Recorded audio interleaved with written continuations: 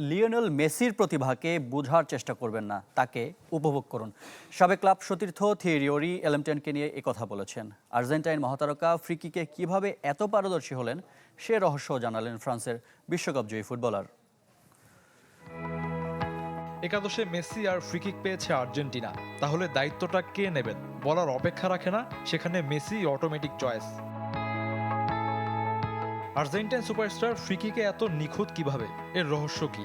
ফ্রিকিকে পারদর্শী হতে তাকে কতটা পরিশ্রম করতে হয়েছে? তার সাবেক ক্লাব সতীর্থ থিয়েরি ওরি সেই কথাই জানালেন ইংল্যান্ডের সাবেক ডিফেন্ডার রিও ফার্ডিনান্ডের পডকাস্টে।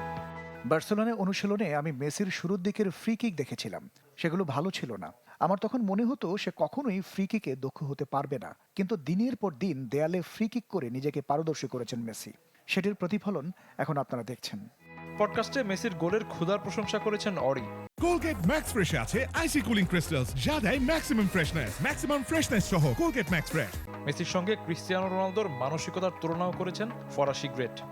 মেসি 4টি গোল করলে তার লক্ষ্য থাকতো 5টি গোল করা, 5টি করলে 6টি।